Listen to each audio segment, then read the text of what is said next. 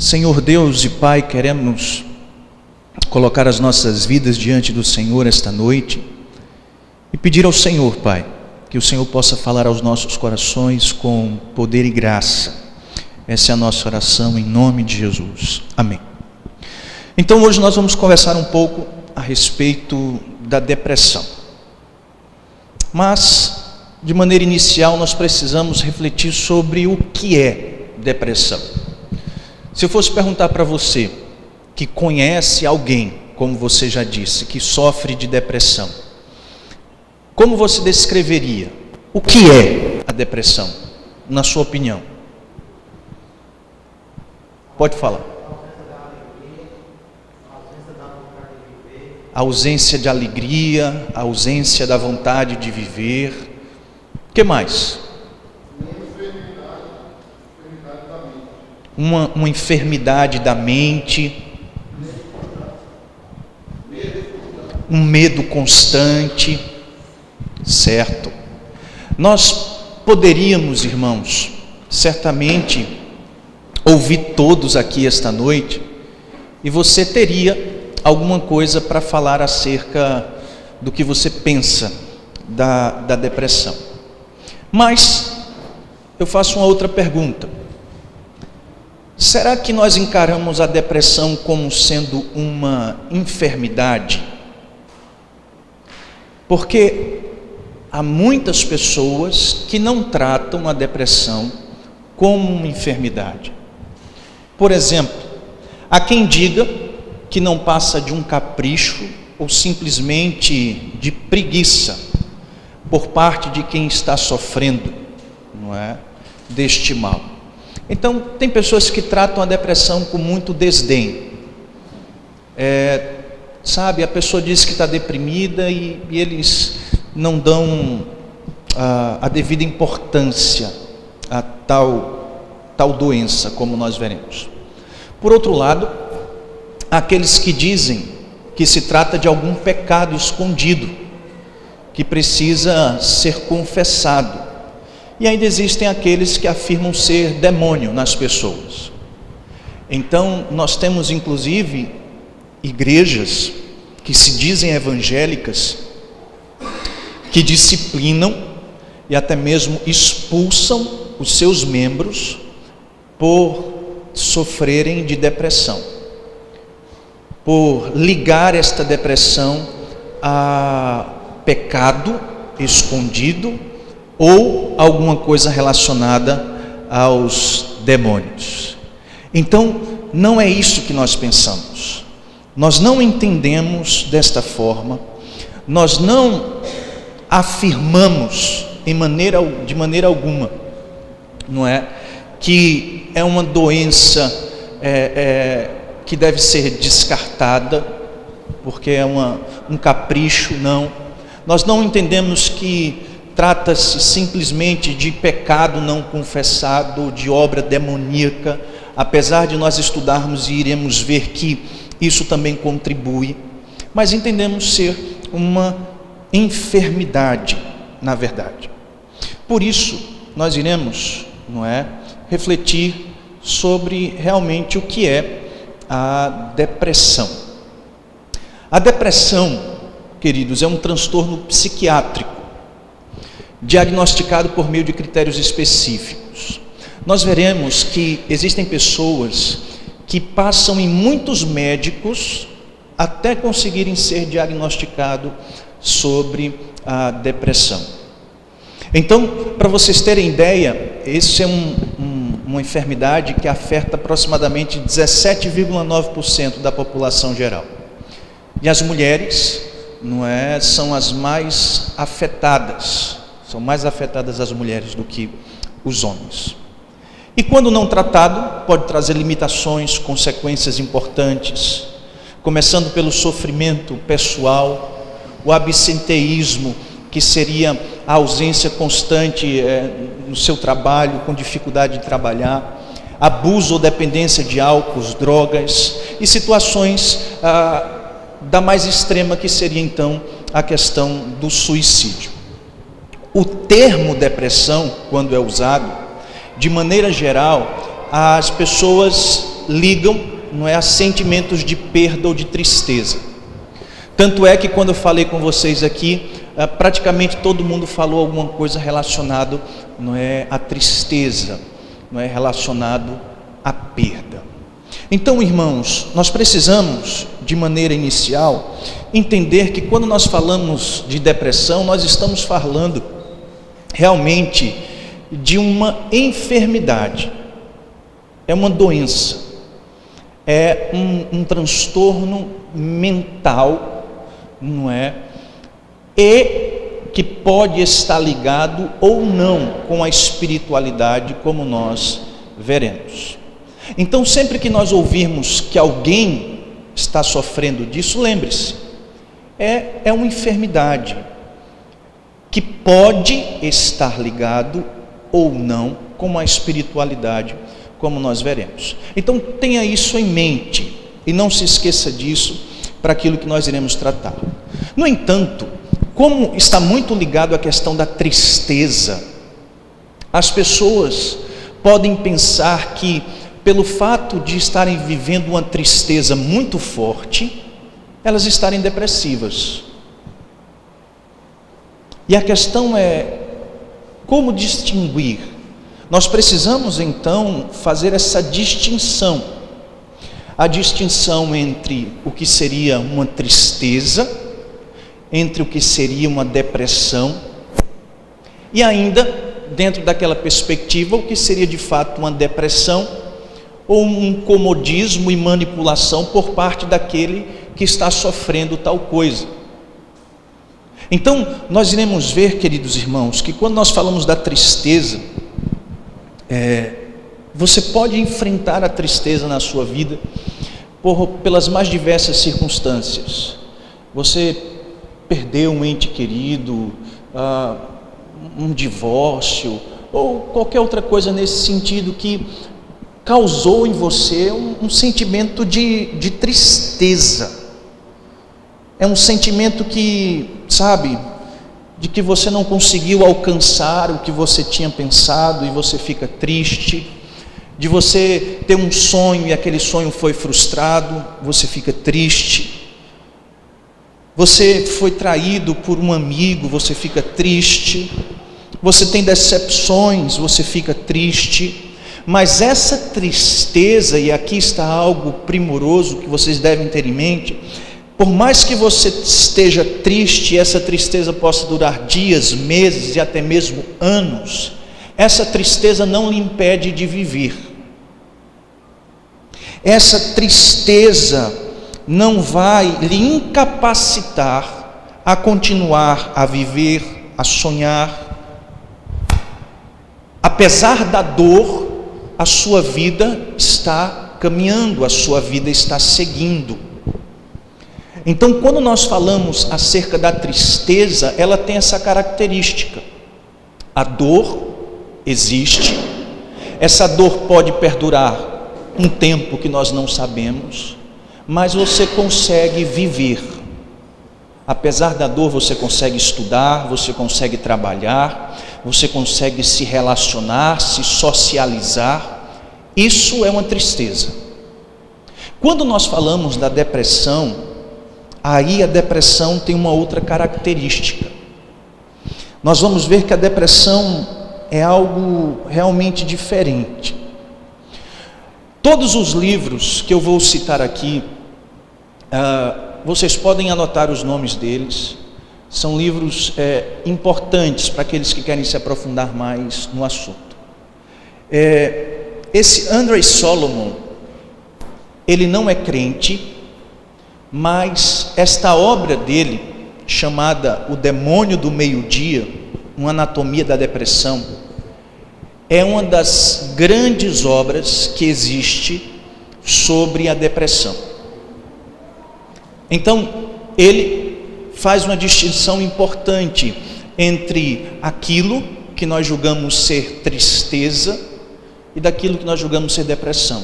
Ele diz assim: o pesar, ou seja, essa tristeza, é a depressão proporcional à circunstância, enquanto a depressão é um pesar desproporcional à circunstância.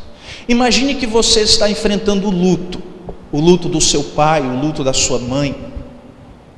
E existe, digamos assim, uma tristeza, um pesar proporcional a esta perda. É natural. Existe uma tristeza proporcional à sua perda, à sua dor. Mas existe também, queridos irmãos, um pesar, uma tristeza muito mais profunda, que é muito desproporcional à circunstância que de repente você está enfrentando. Então existem às vezes pessoas que estão passando por uma situação que não é, digamos assim, para trazer tamanho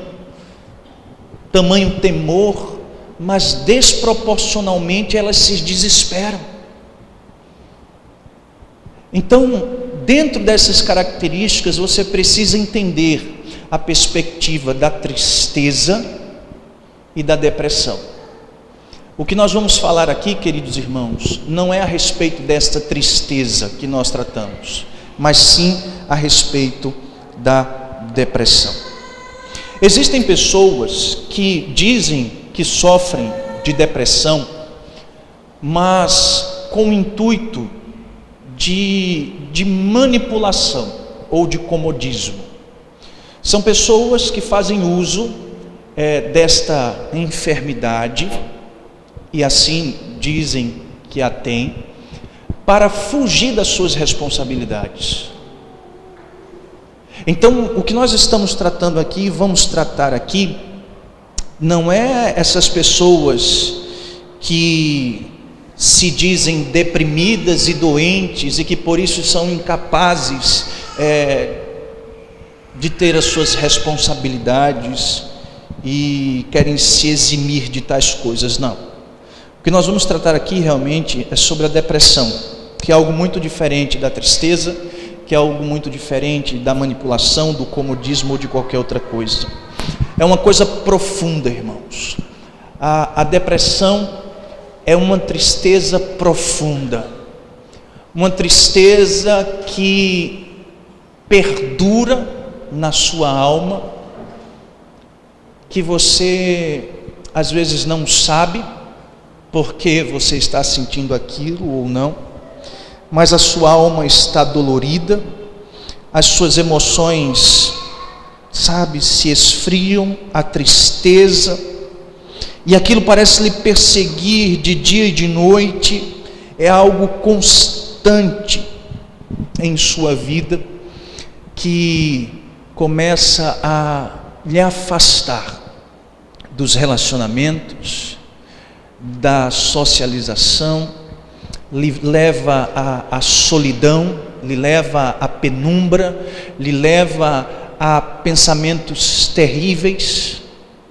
É sobre esta depressão que nós iremos procurar entender mais esta noite, à luz de alguns pontos. Sintomas da depressão. Nós vamos ver, irmãos, que aqui é o segundo livro. Esse livro da Eleni Fazão, ela é capelã missionária presbiteriana, e o nome do livro é Dor na Alma. Esse livro, ela fala a respeito da depressão, à luz da sua experiência, que ela tem também como capelã hospitalar, e é um livro enriquecedor para aqueles que quiserem conhecer um pouco mais. E ela diz assim, olha, alguns sintomas que são comuns, porque entenda,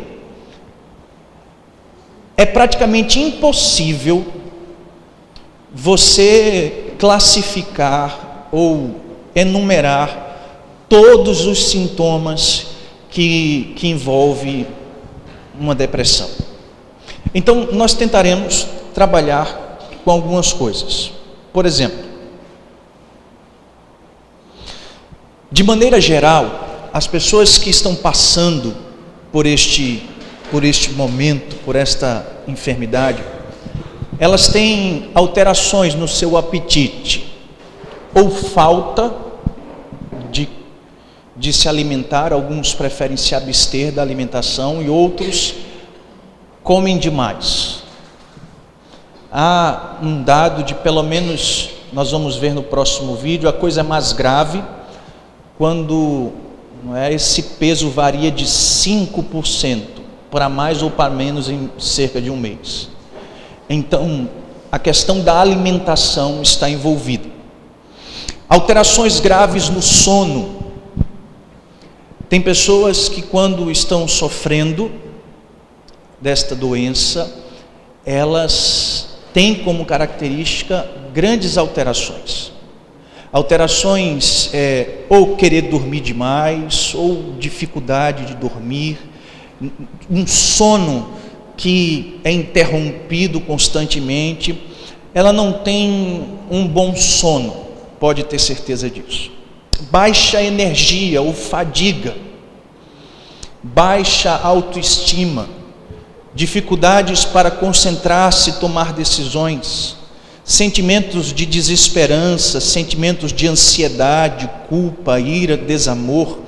Tudo isso, queridos irmãos, são sintomas daqueles que nós chamamos dos mais comuns, daquelas pessoas que sofrem de depressão. No entanto, existe aquilo que nós chamamos, de uma depressão mais profunda, mais séria, mais grave, mais importante, maior, onde esses sintomas são acentuados e se repetem todos os dias. Nós vamos mostrar aqui uma pequena lista onde, caso haja a confirmação de pelo menos 5 desses, um apontamento sobre uma depressão importante. Humor deprimido, a maior parte do dia. Se todos os dias a pessoa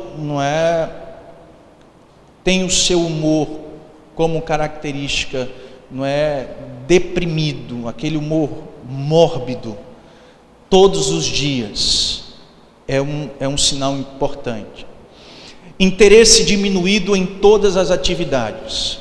Imagine, por exemplo, coisas que você gostava de fazer, coisas que você tinha prazer em fazer, coisas que você gostava, mas que agora não tem mais vontade, não tem mais interesse.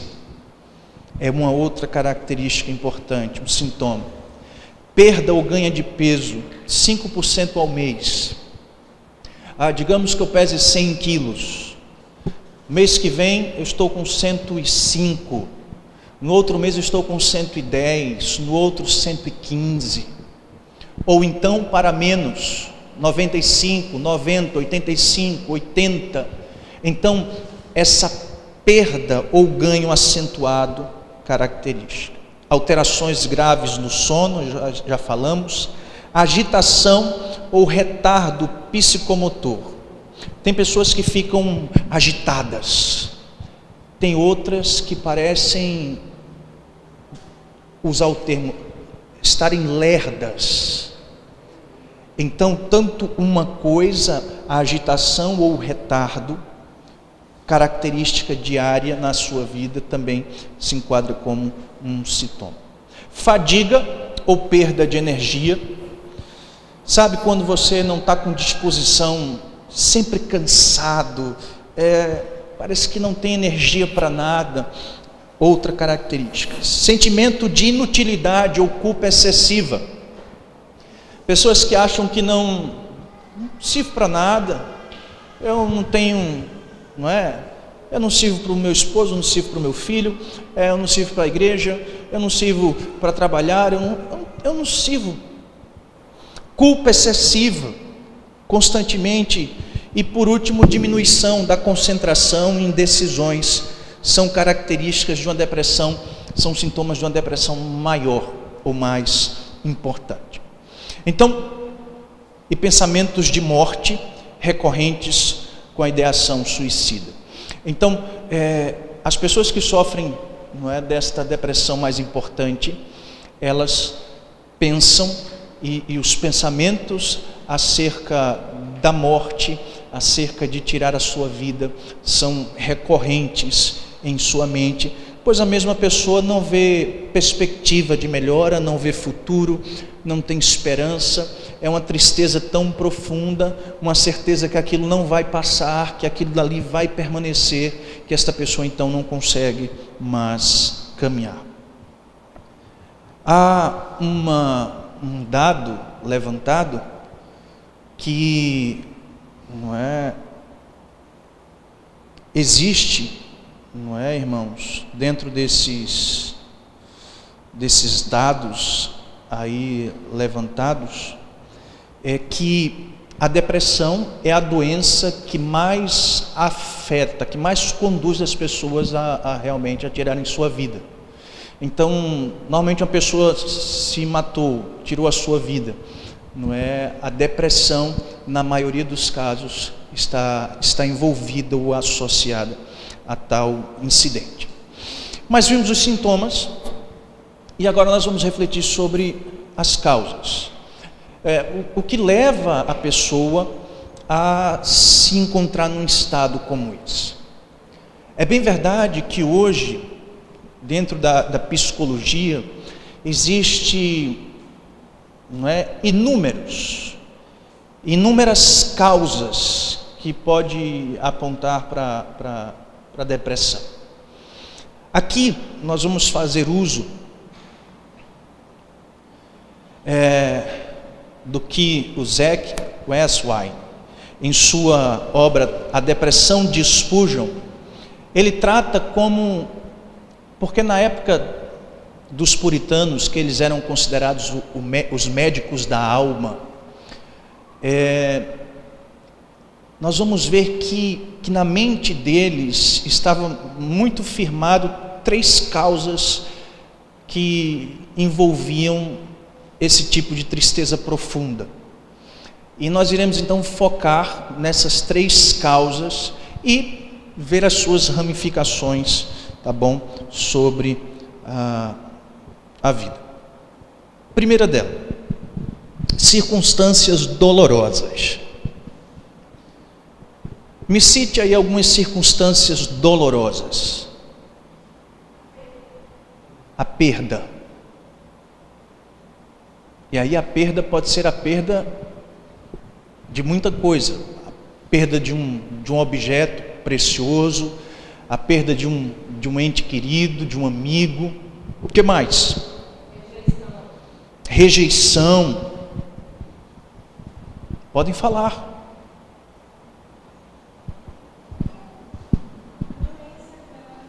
Doenças graves, doenças crônicas, a morte, como nós já falamos. Nós poderíamos ir para outros aspectos, como por exemplo, até mesmo problemas financeiros, você não ter as necessidades básicas supridas, sonhos frustrados, objetivos não alcançados, tentativas e mais tentativas fracassadas, remorso, pecado contra Deus.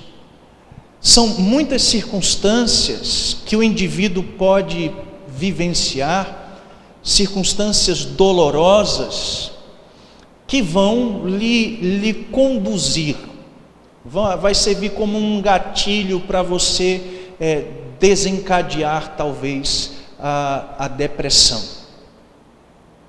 Então, irmãos, uma das coisas importantes são as circunstâncias. Quando nós vamos conversar com alguém que está sofrendo dessa enfermidade, em alguns casos nós conseguimos identificar pontualmente o que foi que aconteceu. Olha, eu estava recentemente com um pastor na reunião do Supremo Concílio. Eu fiquei hospedado com um pastor lá do Rio de Janeiro, e ele estava saindo de uma depressão muito profunda. E a depressão dele foi circunstancial. Como assim? A sua mãe foi fazer um exame no hospital e disseram para ela: não, isso é uma infecção urinária, pode ir para casa. Aí o outro médico disse: não, é melhor ela ficar no hospital, tomar a medicação no hospital. E aí colocaram ela na UTI. E no que colocaram ela na UTI, ela pegou uma bactéria, entrou em coma por 4 meses e depois veio a morrer. Durante esse período, o pai dele soube que também estava com um câncer em algum local, e depois o pai dele também veio a falecer. E ele não conseguiu lidar com isso, ao ponto de que ele entrou numa depressão, onde tudo que ele queria era ficar dentro do quarto escuro. Fechava todo o quarto e ali ele ficava. Não queria saber de se alimentar, se não se alimentava. A questão da igreja, falou para a igreja que estava passando por essa necessidade, que não ia mais para a igreja, e uma série de dificuldades. E ele precisou então buscar ajuda. Então uma questão circunstancialmente dolorosa, que desencadeou na depressão. Mas aí você pensa, pastor, essas circunstâncias são simplesmente dolorosas? O autor aqui trabalha com as dolorosas, mas, por exemplo, você acha que o nascimento de um filho era para ser uma experiência dolorosa? Não. É para ser o quê? Uma coisa maravilhosa, o filho nasceu. Mas, irmãos, existem inúmeras mulheres que entram em depressão pós-parto. E aí, nós vamos falar sobre as questões, endógenas e exógenas, mas agora não. Mas neste momento, circunstancialmente, você precisa entender que circunstâncias desencadeiam na depressão. Segundo, a questão da melancolia. Quem já ouviu falar em melancolia? Uma pessoa melancólica. O que é isso? Uma pessoa o quê? Uma pessoa chorosa. Olha só, a melancolia é um estado de tristeza profunda, uma apatia contínua. E, queridos irmãos, tem pessoas que desde o seu nascimento sofrem de melancolia. São pessoas melancólicas. Você pode observar que, talvez você conheça assim, tem uma pessoa talvez que você já conhece há 20 anos, 30 anos, 10 anos, mas ela parece que não enxerga a vida do jeito que a gente enxerga. O Spurgeon dizia que pelos olhos dessas pessoas, todos os pássaros ou são corvos ou corujas. Sabe, é como se olhasse para a vida de outro jeito. E essas pessoas então, elas vivem desta maneira. E aqui, queridos irmãos, há uma ramificação para a questão, como eu posso dizer, a questão genética da coisa. Nós não acreditamos em maldição hereditária, longe disso, mas se você tem um avô, se você tem um pai, se você tem uma mãe que tem esse tipo de problema, seu bisavô teve esse tipo de problema, geneticamente falando, há uma predisposição que você também tenha. Imagine outra doença que não seja a depressão. Acontece isso com câncer, hipertensão, diabetes. São doenças que a gente vê o quê? Olha, meu avô, minha mãe tinha, e é uma predisposição por parte da família em ter tal coisa. Então aqui, queridos irmãos, a pessoa que é melancólica, ela tende a ser uma pessoa depressiva, porque ela não vai conseguir desfrutar de certezas e seguranças. São pessoas que, na verdade, quando as coisas estão calmas, elas procuram se preparar, porque alguma coisa ruim vai acontecer. Ou se as coisas estão ruins, ela se prepara porque as coisas vão piorar muito ainda. São pessoas que lidam com as circunstâncias da vida de maneira diferente. Então, essas pessoas melancólicas, que estão encharcadas dessa tristeza constante, elas são levadas e desencadeadas a desfrutarem de uma tristeza ainda mais profunda na depressão. Nós vamos ver, por exemplo, homens de Deus que sofreram. Se você ler, por exemplo, o diário do David Brainerd, você vai ver que ele era muito melancólico, rapaz. Você lê o diário dele e você diz assim: peraí, rapaz, o que é que está acontecendo aqui?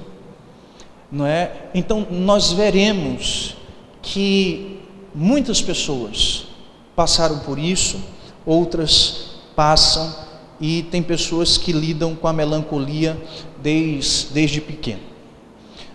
O outro destaque que ele faz é sobre a questão espiritual. Irmãos, tem pessoas que lidam com a vida onde existe o elemento espiritual, e as pessoas, quando lidam com a disserção de Deus, as deserções de Deus, a ideia de que Deus o abandonou, a ideia de que Deus não está cuidando de mim, a ideia de que, meu Deus, eu estou sendo castigado por Deus, ou sabe, ideias e mais ideias que coloca-se na cabeça e desfruta-se acerca do seu Deus e de como Ele está se relacionando com você, leva pessoas a também desfrutarem de depressões, e depressões profundas. É interessante porque tem um pastor que diz assim, não é?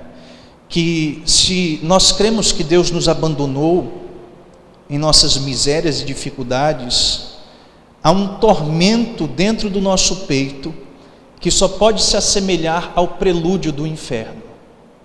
É a ideia de que se você está vivendo e você de fato pensa que Deus lhe largou nas suas lutas, nas suas dificuldades, meu Deus, o que é que você não vai desenvolver ali no seu coração, na sua vida? E então o autor trabalha dentro dessa perspectiva. Então, irmãos, aqui nós teríamos essas três causas relacionadas à depressão: as questões circunstanciais que desencadeariam, a questão da doença da melancolia, coisas que vêm do seu nascimento ou predisposições que vai lhe conduzir a isso, e a questão espiritual da coisa, tanto a ideia, não é, de que Deus lhe abandonou, de que Deus então isso também lhe conduz a tal dificuldade. Ok, mas então vem uma pergunta: o cristão pode ter depressão? O que é que vocês acham?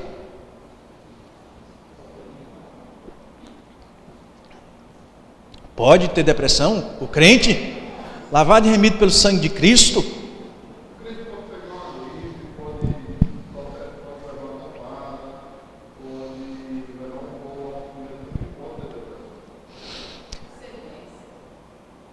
Olha só, o outro livro que a gente trabalhou é um livro do John Piper chamado O Sorriso Escondido de Deus.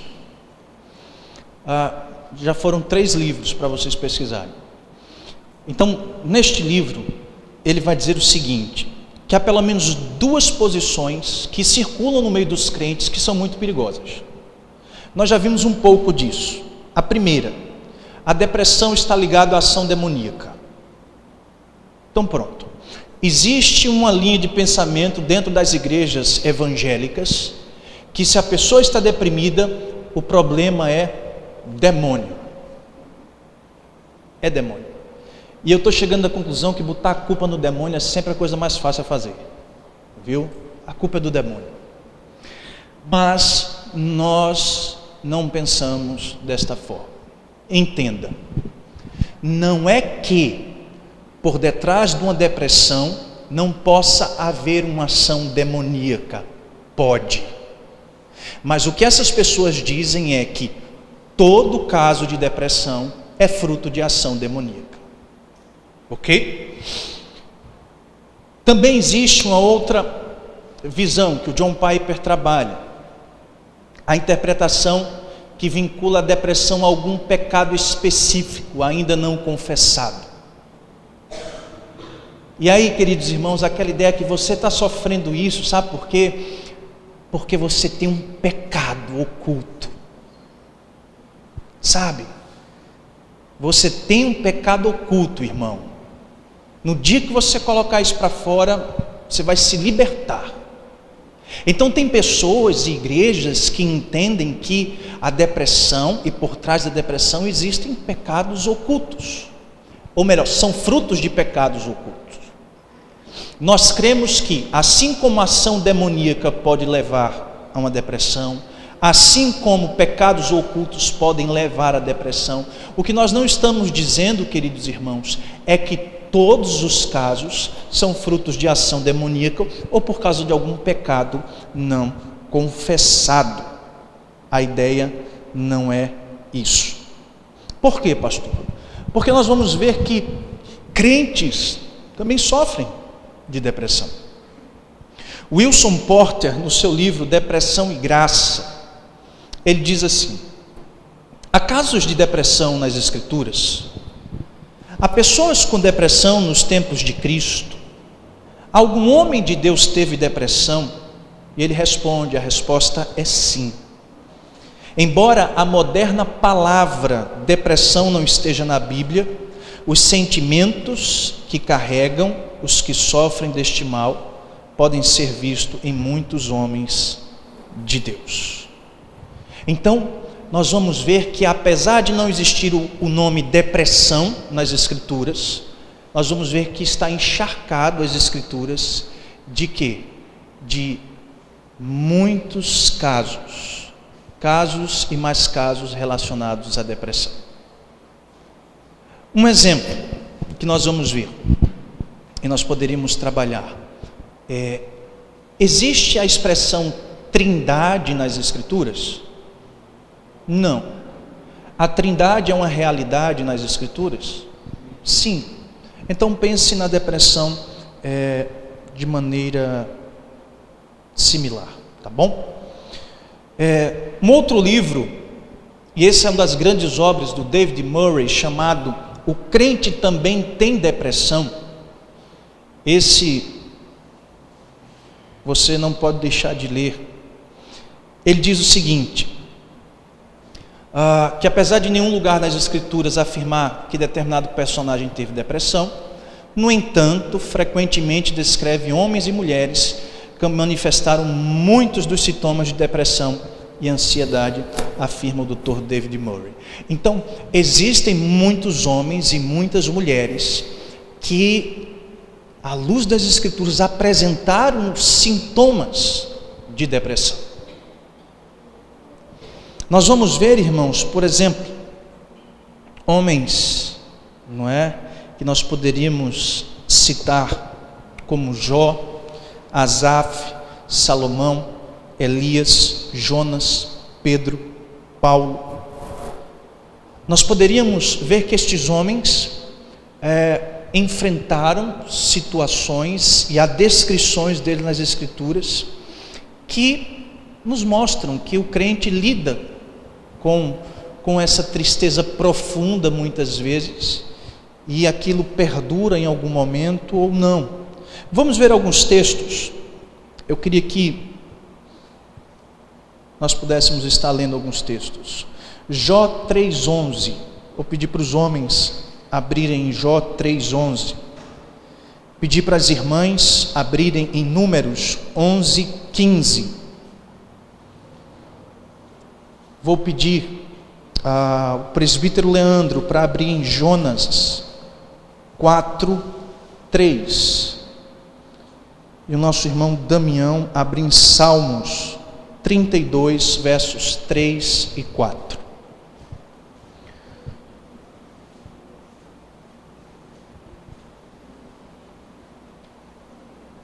nós vamos ver esses homens que passaram por momentos muito difíceis, problemas esses que apresentam sintomas relacionados à depressão. Jó 3,11, o que é que ele diz?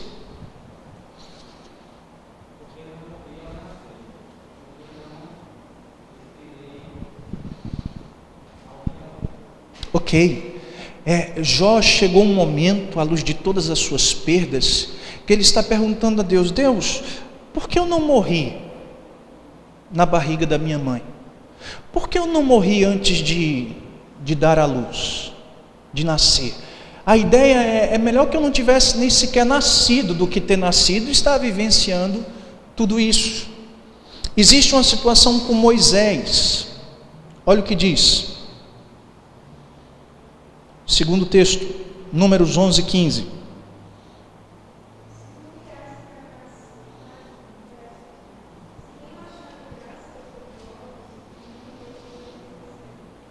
Então Moisés chega a Deus assim: Deus, mata-me de uma vez. Você consegue imaginar o estado em que a pessoa está para dizer assim: Deus, tira a minha vida? Eu não estou suportando mais isso. O povo complicado, Deus, é esse teu povo. Eu já não aguento mais. Tira a minha vida. Nós temos Jonas 4:3.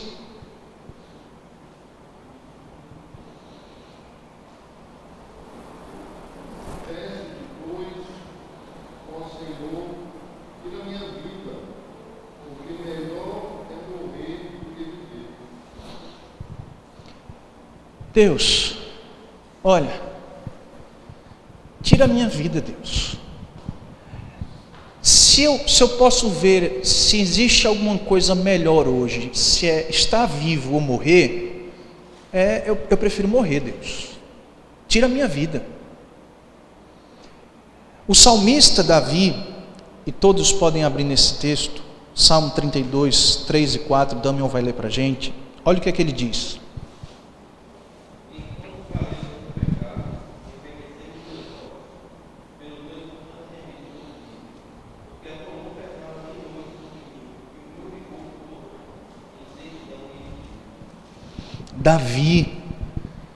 Davi externando como em um determinado momento da sua vida, ele viveu em meio aos seus constantes gemidos. Nós vemos, irmãos, o Senhor Jesus no Getsêmani, fazendo uma oração que muito nos impressiona, quando ele diz assim: olha, a minha alma está profundamente triste até a morte. Eu quero que vocês consigam observar nestas pessoas que eles vivenciaram momentos de profunda tristeza, buscando até mesmo a morte e não a vida. É quando, irmãos, ainda nós temos outros que conseguem ainda trabalhar sinais, sintomas em Ana de Elcana, que vocês conhecem, que conseguem ver isso também em Jeremias. Segundo o Dr. Mark Lloyd Jones, ele apresenta evidências de que Timóteo, aquele jovem Timóteo, sofria de uma ansiedade grande que lhe paralisava. O que nós estamos mostrando aqui, irmãos, e poderíamos ver outros homens ao longo da história. O John Piper lembra do David Briner, o John Bunyan, William Cooper, outros homens, o Charles Spurgeon, que é um dos grandes pregadores, sofreu muito com a depressão, ao ponto de, em alguns momentos, precisar ser carregado pelas pessoas até o púlpito para pregar. Então, o que eu quero mostrar para vocês, irmãos, nesse momento, é que sim, um cristão, ele pode ter depressão. Nós acreditamos que mesmo uma pessoa não é crente, piedosa, pode sofrer disso, pode sofrer de uma depressão. Então, irmãos, vamos ver e refletir a respeito do que Elias vivenciou, do que o profeta Elias vivenciou. Nós iremos tentar identificar causas, sintomas e ver a maneira como Deus curou o profeta, aplicando isso na nossa vida, tá bom? Abra em 1 Reis 19.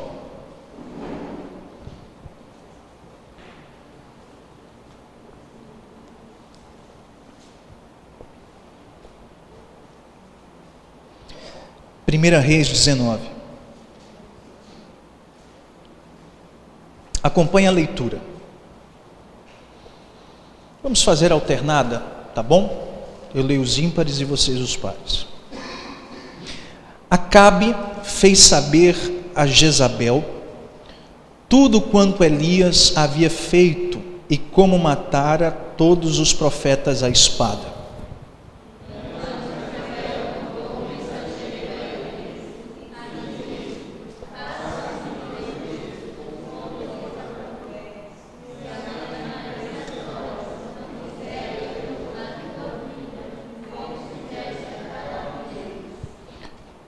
Temendo, pois, Elias, levantou-se para salvar sua vida, se foi e chegou a Berseba, que pertence a Judá, e ali deixou o seu moço.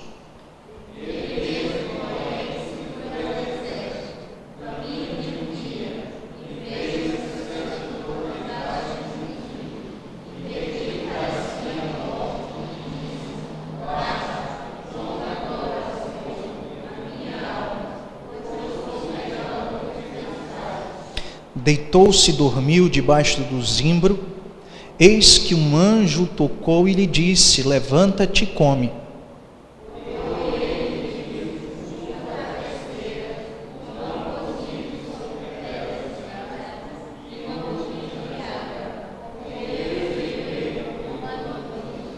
Voltou segunda vez o anjo do Senhor, tocou e lhe disse: levanta-te e come, porque o caminho te será sobremodo longo.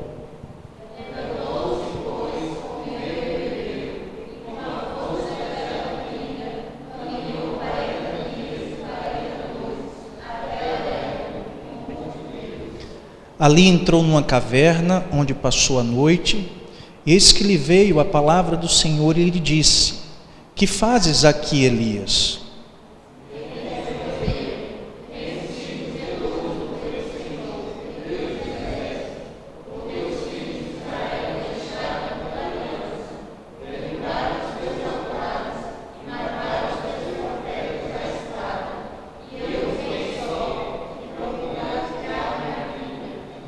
Disse-lhe Deus: sai, põe-te neste monte perante o Senhor.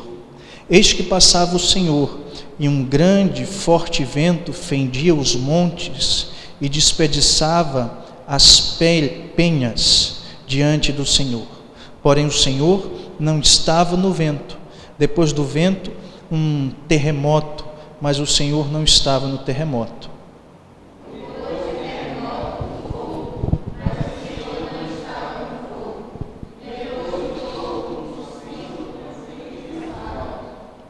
Ouvindo Elias, envolveu o rosto no seu manto e saindo, pôs-se à entrada da caverna.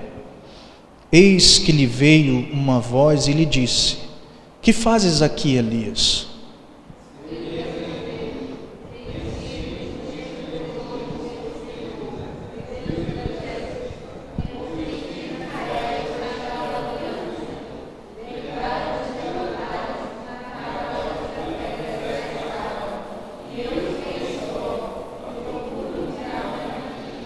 Disse-lhe o Senhor: vai, volta ao teu caminho para o deserto de Damasco, e chegando lá, unge a Azael, rei sobre a Síria.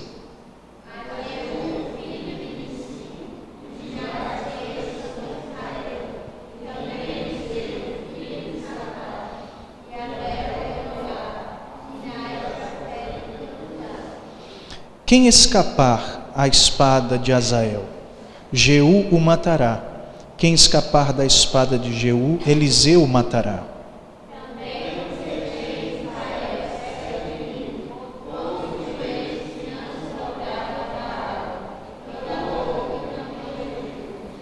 Partiu, pois, Elias dali e achou a Eliseu, filho de Safate, que andava lavrando com os 12 juntas de bois adiante dele.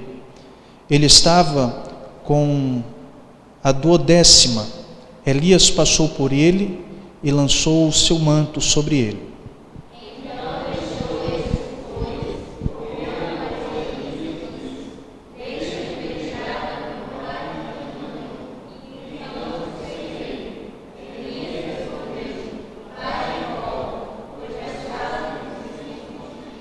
Voltou Eliseu de seguir a Elias, tomou a junta de bois e o imolou, e com os aparelhos dos bois cozeu a carne, deu ao povo e comeram. Então se dispôs e seguiu Elias e o servia. Até aqui, irmãos. Nós precisamos nos lembrar de quem era o profeta Elias e como ele chegou até este momento. Elias foi um homem, um profeta levantado por Deus. Um profeta, queridos, que estava em um tempo de crise política e de apostasia religiosa em Israel. A tribo do norte, não é? Nós sabemos que com a divisão dos reinos houve Israel e Judá. E nós sabemos como Israel, ela primeiramente se corrompeu. Então havia problemas políticos e havia problemas sérios relacionados à religiosidade, apostasia, idolatria. O profeta Elias, ele foi tão ousado que ele enfrentou de certa maneira o rei Acabe. Ele apontou os pecados do rei Acabe e confrontou o rei Acabe.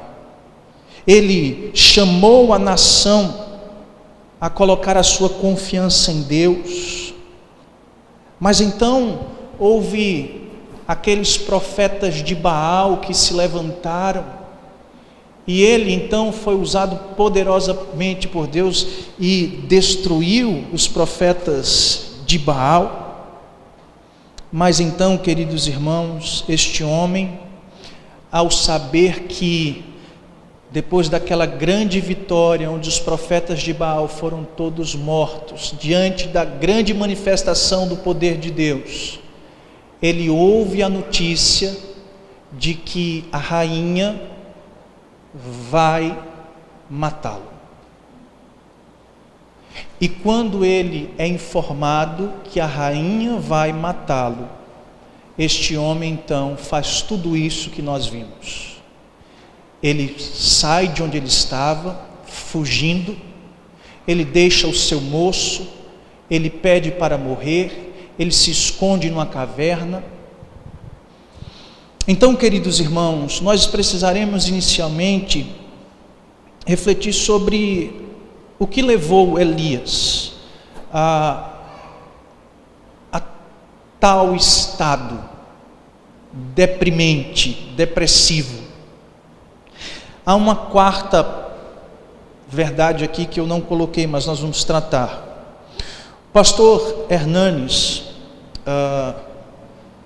num livreto que ele tem, que fala sobre a depressão, cárcere da alma, ele trata um pouco sobre a vida do profeta Elias e trata as causas da depressão de Elias.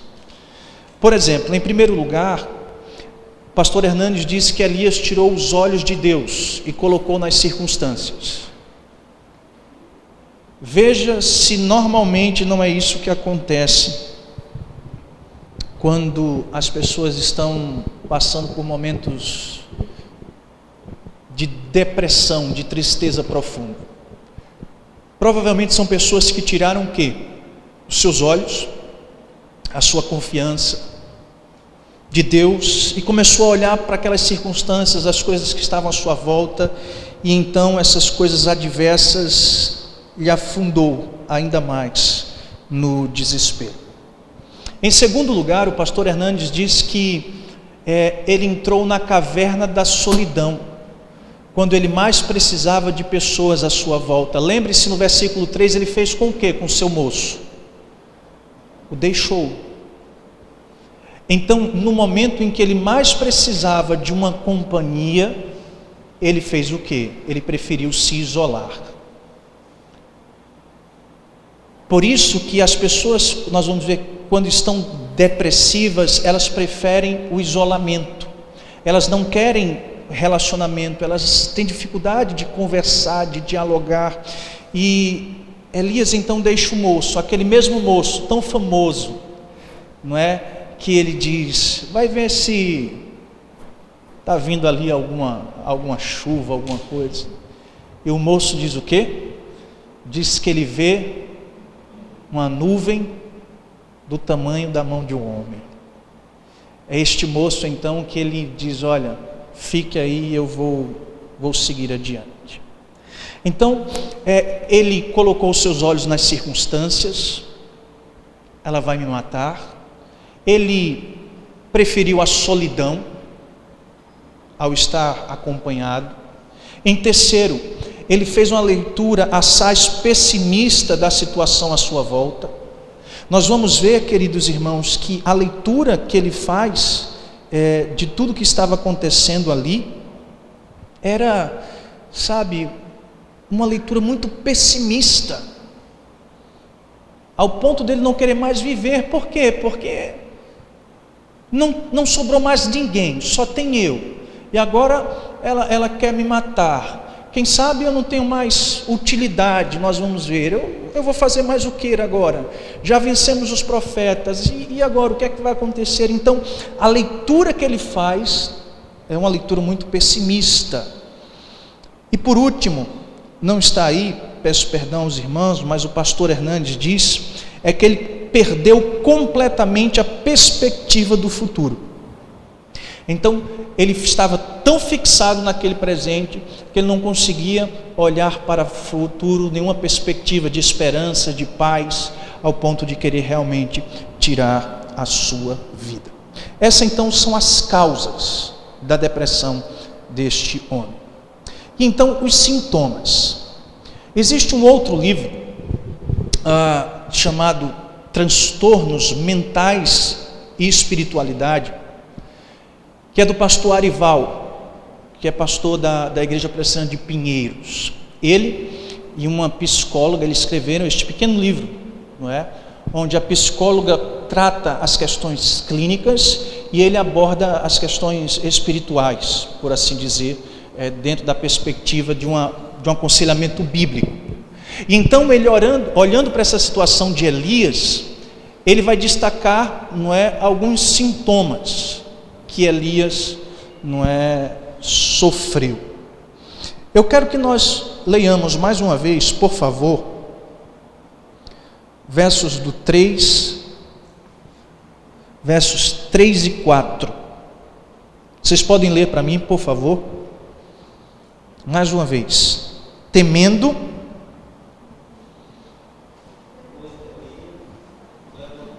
vamos de novo? Abra aí, 1 Reis 19, 3 e 4. Temendo,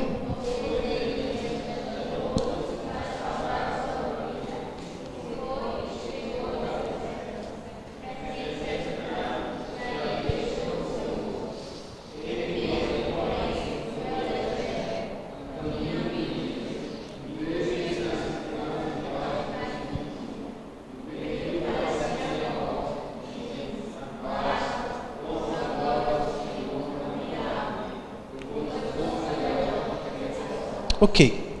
À luz desses dois versos, o pastor Arival, ele destaca aqui 5 sintomas da depressão de Elias. Um dos primeiros é o medo. Como é que você consegue identificar que ele teve medo? O que é que ele fez que demonstra isso? Fugiu, ok. O segundo que ele fala é a respeito do isolamento. Como é que nós vemos isso? O que é que aconteceu? Deixou o moço, foi sozinho. Síndrome de perseguição. Ele ficou só, não é? Ali, e fugiu, porque ele soube que a rainha iria lhe matar. Então ele dá todos esses passos, como nós vimos. Nós vimos também que ele tem o desejo de morrer, é um outro sintoma. E o Arival trabalha também a carência de ocupação e frustração. É a ideia de que ali naquela caverna é como se ele estivesse abrindo mão de ser profeta. E não tenho mais o que fazer. Eu vou me ocupar de quê? O que é que eu vou fazer? Ao mesmo tempo, depois de tudo que eu fiz, depois de eu acabar com aqueles 450 profetas, quando eu pensei talvez que a rainha ia dizer agora, venha cá meu filho, que você é um grande profeta, não, essa rainha agora manda me matar, que frustração. Então você observa a frustração, você vê que quem sabe essa ideia dele como profeta acabou. Eu não tenho mais, quem sabe, uma missão, uma perspectiva, eu sou o último. Então, todos esses são sintomas da depressão deste homem chamado Elias. Por fim, irmãos, nós veremos então como Deus vai tratar este homem. E a maneira como Deus vai tratar ele, nós veremos como nós também podemos tratar aqueles que sofrem de tal enfermidade. Versos do 5 ao 8, nós vemos que Deus cuida de Elias fisicamente. Aquele que está no estado em que Elias estava, aquele que está em um estado de depressão, ele precisa de cuidados físicos. O que é que ele fez? Deu comida, deu água, e outra coisa importante, ele dormiu. Se existe, queridos irmãos, a Eleni Fazão, ela fala sobre isso, ela diz, olha, dormir bem, alimentar-se bem e fazer exercícios são coisas fundamentais para você cuidar do seu físico e ajudar então você a sair desse estado de depressão. Observe que quando as pessoas procuram um médico, esses médicos, a primeira coisa que pergunta para esses que estão nesse estado, pergunta que tipo de exercício você faz? Como é que é a sua alimentação? Você tem dormido bem? E aí você vai descobrir o quê? Não dorme bem, não se alimenta bem, e exercício, não é? Também tem dificuldade. Não é que não vai ter esses elementos, mas é uma característica muito importante. E aqui, irmãos, sobre esse cuidado físico, entra algo que eu quero conversar com vocês, que é muito polêmico. Dentro desses cuidados físicos, existe o tratamento, não é, medicamentoso. Então, você é um crente e você está passando por esta situação. Você pode tomar remédio?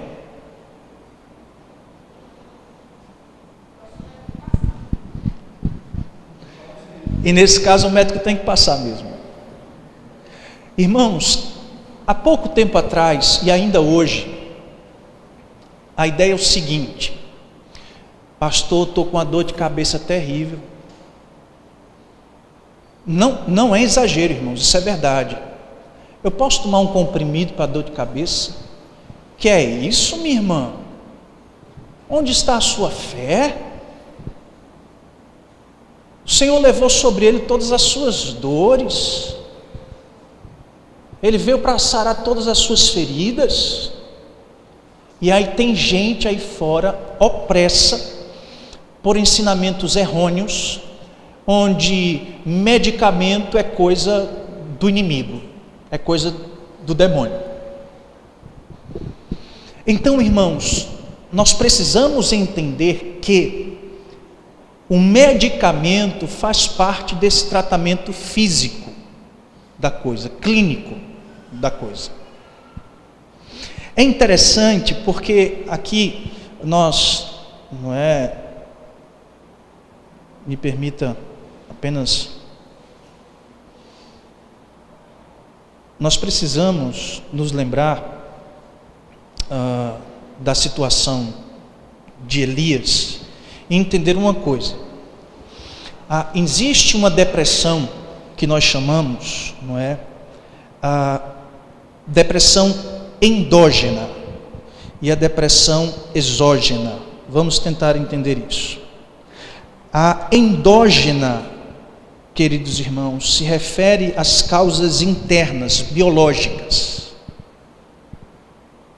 Eu me lembro que certa vez eu fui em um psiquiatra e ele disse: Cláudio, olha, clinicamente o seu corpo funciona desta forma. O seu corpo precisa levar para a sua mente não sei quanto de serotonina, não sei que bina, não sei que lá, e se o seu corpo não está produzindo isso, você vai ter um déficit clínico nesta área, e existem medicamentos específicos que vão repor esse déficit do seu organismo, que vai proporcionar para você então uma condição melhor nisso. Porque, irmãos, existe depressões que nós veremos, que nós já estudamos sobre isso, que não são fruto de circunstâncias externas, mas são de questões biológicas. As mulheres passam muito por isso, relacionado a questões hormonais. Então existem questões, irmãos, que nós chamamos aqui questões endógenas, que são as causas internas de origens biológicas, de questões hereditárias, que, precisam da atenção devida. As exógenas são as exteriores, como nós já vimos aqui anteriormente.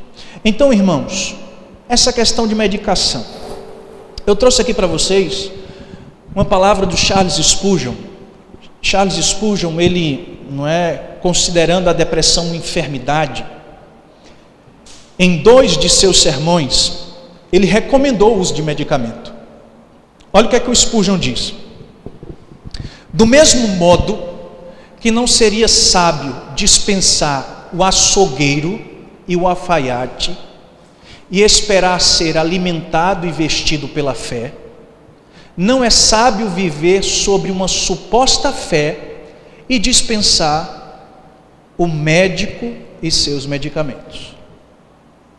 Fazemos uso de medicamentos, mas esses não podem fazer nada fora do Senhor que cura todas as nossas doenças.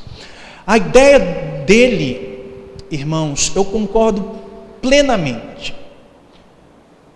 E eu achei fantástico isso, Você vai dispensar o açougueiro e o alfaiate, e pela fé você vai comer e se vestir. Ele diz, isso seria uma tolice. Da mesma maneira seria você, passando por uma doença, dispensar um cuidado médico e os seus medicamentos. Mas aí, quando ele coloca esse ponto final, o que ele está querendo dizer na verdade é que, no fundo, a nossa esperança não vai estar na medicação. A nossa esperança tem que permanecer em Cristo. Então a medicação é como um instrumento para estar nos ajudando. Mas se a nossa esperança estiver naquele medicamento, você vai começar com 10 miligramas, vai passar para 20, vai passar para 30, para 60, para 80, para 300, e você não vai. É interessante, esse outro pastor também, do livro que eu já disse para vocês não deixarem de ler, O Crente Também Tem Depressão, ele diz assim: Um benefício adicional de se ter um conhecimento a respeito da depressão é que isso vai impedir o perigo e vai impedir o perigoso e prejudicial equívoco que muitas vezes leva pessoas, especificamente cristãs, a verem os medicamentos não como provisão de Deus e de sua graça, mas como uma rejeição a Deus e a sua graça. Por isso, irmãos, esta noite é um tempo assim muito importante, e uma das coisas que eu queria que você fosse despertado é para esta ideia de que o fato de você recorrer a uma medicação não quer dizer que você é um homem de pouca fé, ou que a graça de Deus não lhe é suficiente, ou que você é um miserável e pecador por causa disso. A gente é por causa de tanta coisa. A ideia é que o medicamento tem a sua importância. No tempo, voltando aqui, de Elias, não é? Deus não deu para ele um fluoxetina, não deu alguma outra trina que tem por aí afora, mas ele cuidou o quê? Dele fisicamente. Comer, beber, dormir. Então aqui nós aprendemos que no processo de cura para a depressão, o tratamento físico, clínico da coisa, que envolve, não é? Um bom sono, boa alimentação, exercícios físicos, se for o caso, medicamentos, fazem parte desse tratamento, querido. Não pule esse estágio. Segundo, fisicamente nós já compreendemos, mas Deus também cuidou dele emocionalmente. Como você destaca a questão emocional? Como foi que Deus cuidou emocionalmente de Elias? O que é que vocês acham?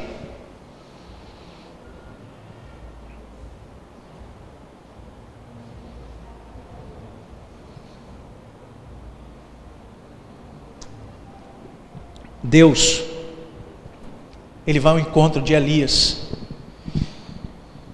e diz: Elias, o que é que você faz aqui, Elias?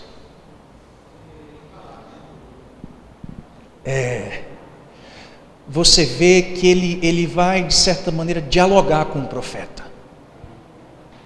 Ele vai conversar com o profeta. O profeta vai desabafar, sabe?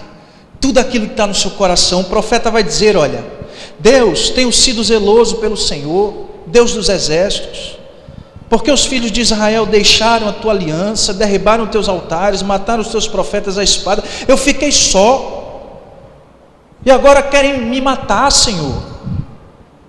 Veja que Deus procura ele, Deus conduz ele a uma conversa, a um desabafo, a um diálogo, mostrando para a gente que no processo onde nós devemos tratar a depressão, cuidar destas emoções, e aqui através do diálogo, é algo muito importante. Você está acompanhado de alguém para você conversar. Por isso que as pessoas lá fora falam tanto na psicologia, nos seus elementos psicoterápicos, não é? A ideia de você fazer terapias, não é? De se sentar e de conversar. Mas não precisa necessariamente de um psicólogo. Você pode ter um amigo, você pode ter um irmão, seu pastor, alguém que você pode se sentar com uma certa regularidade e conversar sobre a sua vida, sobre as suas lutas, sobre as suas dificuldades, e não se isolar de tudo, de todos, e ficar com aquilo no coração. Por isso, irmãos, nós precisamos cuidar das emoções, e Deus cuida das emoções do profeta, dialogando com ele, fazendo ele desabafar, ouvindo ele. Por isso, querido irmão, nós precisamos também neste processo estar do lado de pessoas que nos escutem. Pessoas que estão passando por depressão precisam de amigos, de irmãos, pessoas que possam estar ao seu lado quando ele não quiser sair do quarto, mas ele se senta do seu lado e diz: o que é que está acontecendo, meu querido? Por que você está assim? Fala comigo, deixa eu orar com você. Vamos, levanta, toma, trouxe esse café para você. Então esse é um segundo elemento importantíssimo. Por último, Deus cuidou espiritualmente de Elias. Deus fez aqui, queridos irmãos, 3 coisas maravilhosas com o profeta. Primeiro, Deus revelou a sua presença e o seu poder. Quando foi que isso aconteceu? Quando ele disse para o profeta: sai dessa caverna, vai lá fora. E quando chegou lá fora, foi o quê? Foi um vento impetuoso que fazia pedras caírem pelos penhascos. Era o terremoto que acontecia, era fogo que se apresentava. Tudo isso era Deus dizendo o quê? Elias, eu sou poderoso e eu se faço presente em sua vida. Sabe qual é a segunda coisa que Deus faz? Deus restaura de certa maneira a vocação daquele profeta. Ele que estava se sentindo inútil, o que eu vou fazer? Deus diz: volta para Damasco, unge o rei fulano, unge Beltrano e unge Eliseu. Então o profeta, ele recebe então, não é, queridos irmãos, este comissionamento da parte de Deus. Por último, Deus ainda traz as boas novas para ele. Quais são as boas novas? Elias, deixa eu te dizer uma coisa, não restou só você não, eu ainda preservei 7.000 que não se curvaram diante do Senhor. Deus então ali, queridos irmãos, estava tratando espiritualmente o profeta. Eu sou um Deus poderoso, um Deus que se faz presente. Eu quero restaurar o teu chamado, a tua vocação profética, e eu quero te dar as boas notícias. E ainda existe um povo remanescente, um povo que vai caminhar, não é, junto e fiel ao Senhor. Por isso, queridos irmãos, o último ponto é o cuidado espiritual. Não adianta as pessoas que sofrem de depressão, ela pode de repente fazer todo o exercício do mundo, tomar toda a medicação do mundo, comer a melhor coisa do mundo, dormir da melhor forma possível, pode passar meses, anos com os melhores psicólogos, conversando, batendo papo, extravasando, desabafando. Mas, querido irmão, o coração do homem precisa de cuidados.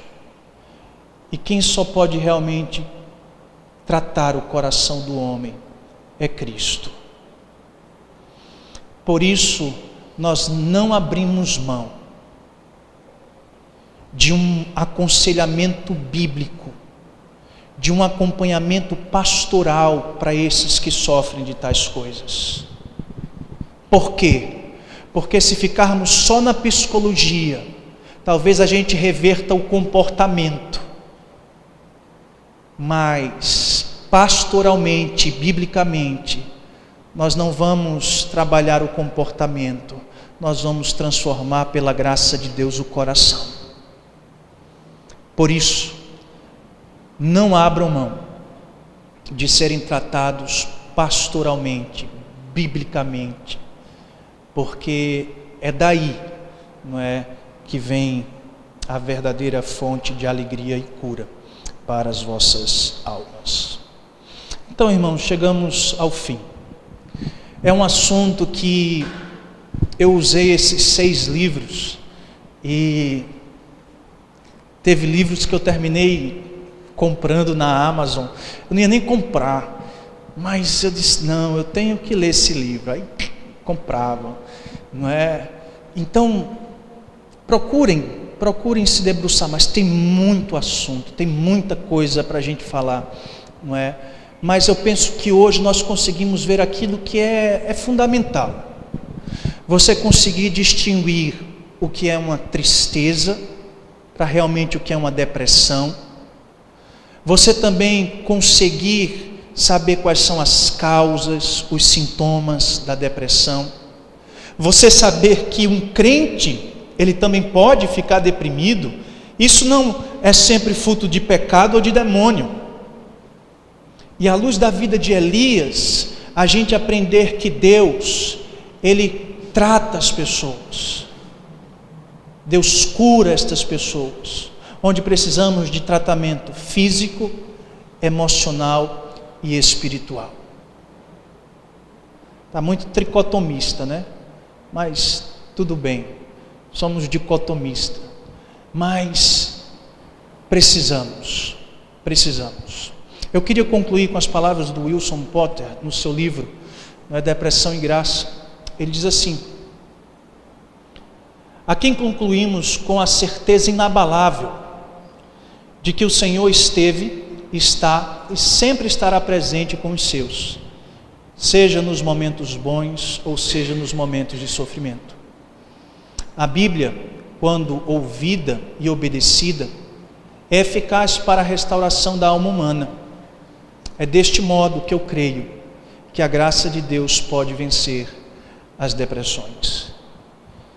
Querido irmão, à luz de tudo que nós ouvimos, você precisa sair daqui com uma certeza em seu coração. Não existe enfermidade, não existe questões biológicas, hereditárias, não existe nada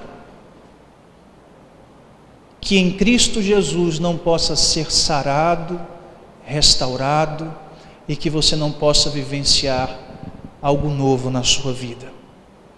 Por isso você precisa ter esta certeza de que Ele sempre está presente em nossas vidas, dos momentos bons ou maus. Se deleite nisso, ouça a sua palavra, obedeça, ali Ele vai estar sarando as suas feridas. Confie sempre na palavra dEle, creia nela, ame ela, conheça ela, que pela graça de Cristo, você sempre se submeterá à autoridade das Escrituras, e dê ouvido a todo o conselho de Deus. Estes certamente sempre serão saúde para o seu corpo e vida abundante para a sua alma. Que a palavra de Deus, os ensinamentos dele, sempre nos ajude, queridos irmãos, a lidar com as circunstâncias adversas e dolorosas que nós enfrentamos, em nome de Jesus. Amém.